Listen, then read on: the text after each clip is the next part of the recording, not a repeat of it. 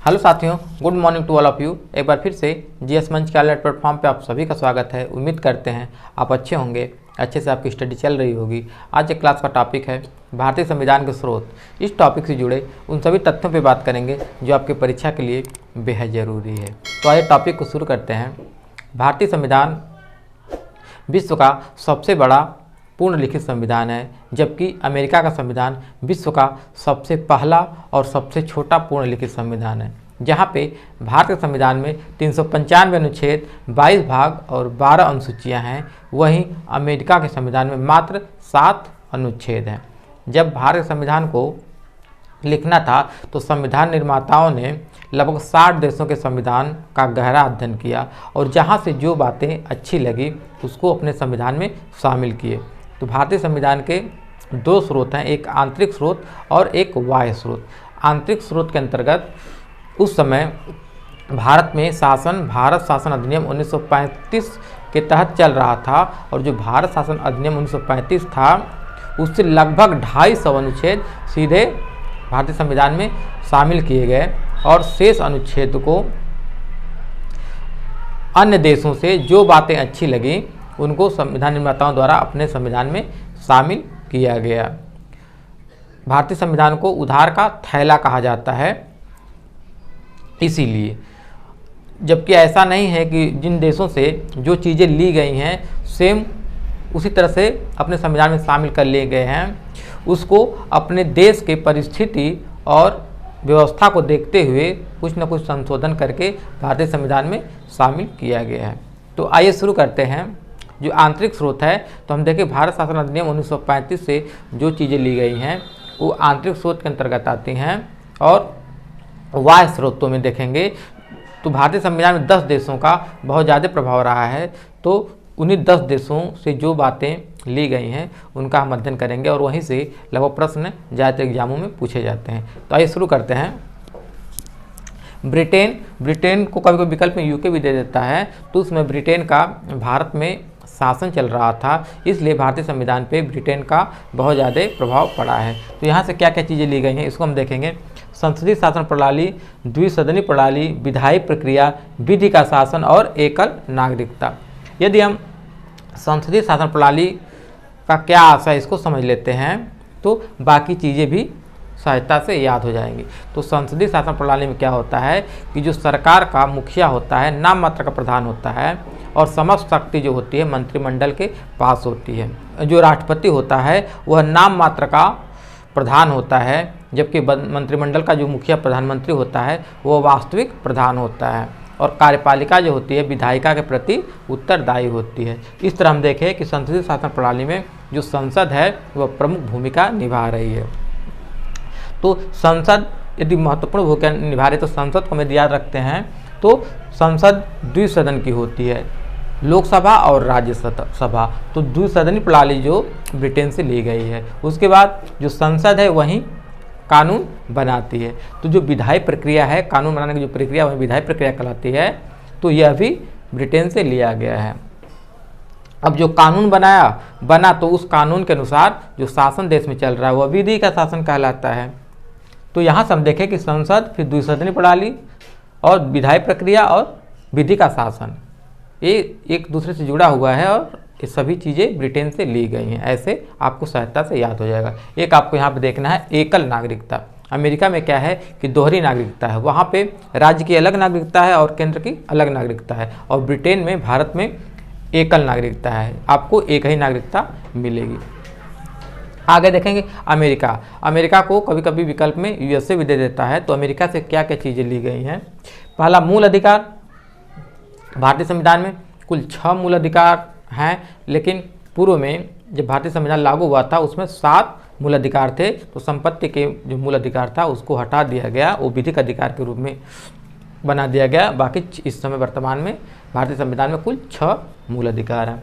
आगे देखेंगे न्यायिक पुनरावलोकन। तो न्यायिक पुनरावलोकन क्या है? संसद द्वारा जो भी कानून बनाया जाता है और कार्यपालिका द्वारा या शासन द्वारा जो भी उसको लागू किया जाता है, दोनों की समीक्षा न्यायालय कर सकता है। तो इसी को न्यायिक पुनरावलोकन करते हैं। और न्यायिक पुनरावलोकन का उल्लेख जो है आर्टिकल 13, 32, 132, 133 और 226। न्यायिक पुनरावलोकन का उल्लेख आर्टिकल 13, 32, 132, 133 और 226 में किया गया है। आगे प्रस्तावना के विचार, हम प्रस्तावना को पढ़ते समय देखे थे कि प्रस्तावना का जो विचार है वह अमेरिका से लिया गया है, जबकि जो प्रस्तावना की भाषा है वह ऑस्ट्रेलिया से लिया गया है। आगे है न्यायपालिका की स्वतंत्रता। जब जो न्यायपालिका है संसद द्वारा बनाए गए कानून और कार्यपालिका द्वारा लागू कानून की समीक्षा कर सकता है, इसलिए न्यायपालिका क्या है, स्वतंत्र है। तो न्यायपालिका की जो स्वतंत्रता है वह भी अमेरिका से लिया गया। आप देख रहे हैं, जोड़ के पढ़ेंगे तो सहजता से आपके दिमाग में बैठ जाएगा। आगे उपराष्ट्रपति का पद और निर्वाचित राष्ट्रपति और महाभियोग। तो महाभियोग जो होता है आर्टिकल 61 के तहत राष्ट्रपति पर लगाया जाता है, और महाभियोग लगाया जब राष्ट्रपति जाता है उसका मात्र एक कारण होता है संविधान का उल्लंघन। यदि राष्ट्रपति संविधान का उल्लंघन करते पाया जाता है तो उस पर महाभियोग की प्रक्रिया लाई जाती है। आगे तीसरा है कनाडा। कनाडा से क्या क्या लिया गया है, तो संघात्मक शासन प्रणाली, राज्यपाल की नियुक्ति, शक्ति का विभाजन, अवशिष्ट शक्तियाँ और राज्यों का संघ। तो इसको जो संघात्मक शासन प्रणाली है इसको हम याद कर लेते हैं, तो सहायता से सभी चीज़ें जो कनाडा से ली गई हैं याद हो जाएंगी। संघात्मक शासन प्रणाली से क्या तात्पर्य है कि देश के समक्ष जो शक्ति होती है उसका संवैधानिक रूप से केंद्र और उसकी जो घटक इकाइयाँ अर्थात राज्य हैं उनमें बंटवारा किया जाता है। तो जब संघात्मक शासन प्रणाली में यह है कि जो समक्ष देश की शक्तियाँ हैं उसका संवैधानिक रूप से केंद्र और राज्य के बीच में बंटवारा किया जाता है, तो द्वितीय जो है शक्ति का विभाजन, जो देश की शक्ति का विभाजन है केंद्र और राज्य में किया जाता है। तो शक्ति का विभाजन है वह कहाँ से लिया गया है, कनाडा से लिया गया है। उसके साथ ही जो शक्तियाँ हैं केंद्र और राज्य में विभाजित कर दी जाएंगी, तो कुछ शक्तियाँ बचेंगी जिन्हें अवशिष्ट शक्तियाँ कहा जाता है, उस पर केंद्र का अधिकार होगा, वह केंद्र के पास होंगी। और एक पूछा जाता है राज्यों का जो संघ की संकल्पना है यह भी कनाडा से लिया गया है। तो हम इसको ध्यान देंगे कि जो राज्यों का संघ है का जो संकल्पना है यह ब्रिटिश नॉर्थ अमेरिका, कनाडा को ब्रिटिश नॉर्थ अमेरिका कहते हैं, वह ब्रिटिश नॉर्थ अमेरिका के अधिनियम से लिया गया है।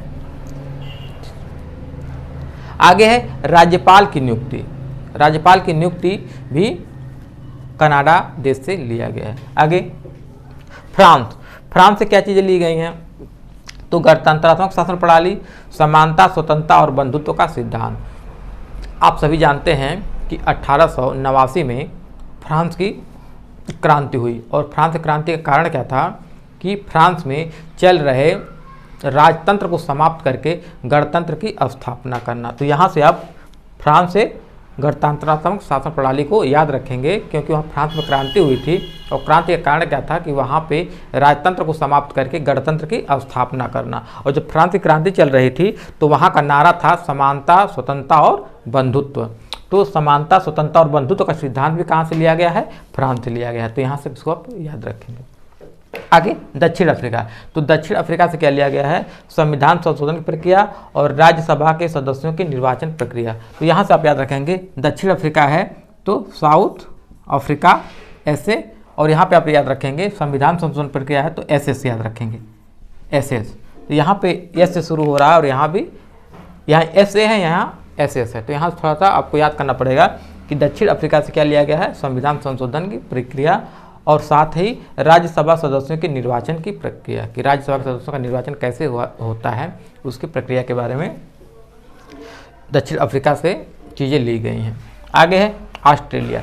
ऑस्ट्रेलिया से क्या चीज़ें ली गई हैं, ऑस्ट्रेलिया से समवर्ती सूची, और हम देखें ना उद्देशिका की भाषा लिया गया है, और साथ ही संसद के सदनों की संयुक्त बैठक।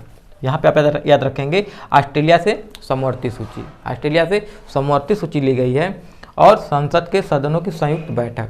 तो संसद के सदनों की संयुक्त बैठक आर्टिकल 108 के तहत राष्ट्रपति बुलाता है।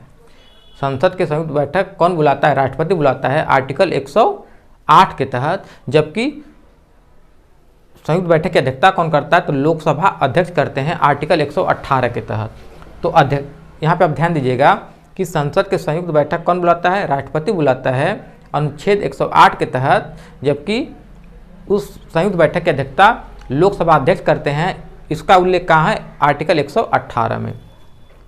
आगे आयरलैंड, तो डीपीएसपी अर्थात राज्य के नीति निर्देशक तत्व और राज्यसभा के 12 व्यक्तियों का मनोनयन आयरलैंड से लिया गया है। इसको कैसे याद रखेंगे? तो जो आयरलैंड है, तो अंत में आपका यहाँ पे डी आ रहा है, तो उसको आप डीपीएसपी, डी से यहाँ शुरू हो रहा है, तो इससे आप जोड़ के याद करेंगे तो सहजता से याद हो जाएगा कि आयरलैंड लास्ट में डी और यहाँ से डीपीएसपी अर्थात राज्य के नीति निर्देशक तत्व।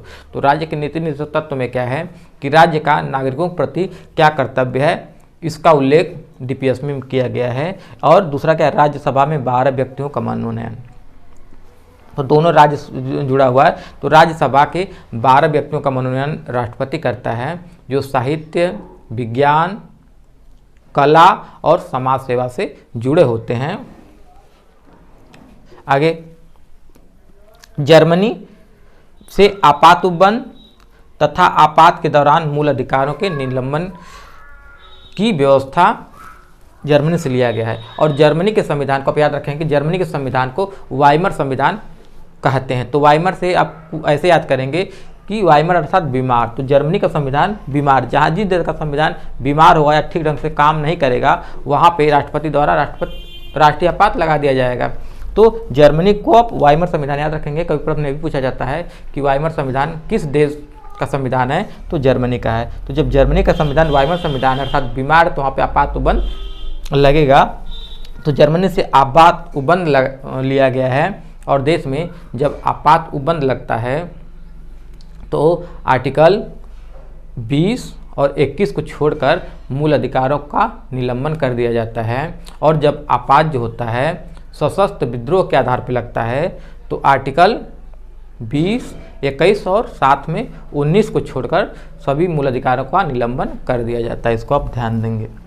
अगला है जापान। तो जापान से क्या लिया गया है? विधि द्वारा स्थापित प्रक्रिया, कि जो विधि का शासन था वह ब्रिटेन से लिया गया था, लेकिन यहाँ पे विधि द्वारा स्थापित जो प्रक्रिया है वह जापान से ली गई है।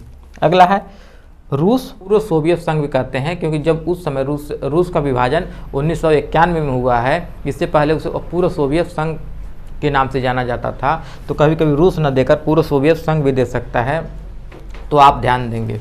तो इसको लास्ट में हम इसलिए लिखे हैं कि इससे मूल कर्तव्य लिया गया है और संविधान में मूल कर्तव्य बाद में जोड़ा गया है। 42वां संविधान संशोधन 1976 में भारतीय संविधान में 10 मूल कर्तव्य को जोड़ा गया। तो मूल कर्तव्य कहाँ से लिए गए हैं? रूस से लिए गए हैं। और जो प्रस्तावना में उल्लेखित न्याय है, सामाजिक, आर्थिक, राजनैतिक न्याय, इसका जो आदर्श है वह भी रूस से लिया गया है।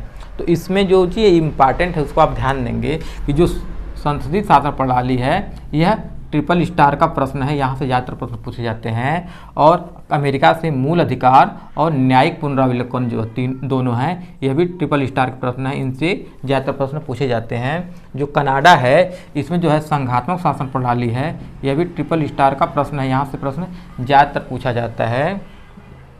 साथ ही इसमें ये भी देख लेंगे शक्तियों का विभाजन, यह भी ट्रिपल स्टार का प्रश्न है। यहाँ से प्रश्न ज़्यादातर पूछा जाता है। आगे फ्रांस से जो गणतंत्रात्मक शासन प्रणाली है, ये ट्रिपल स्टार का प्रश्न है।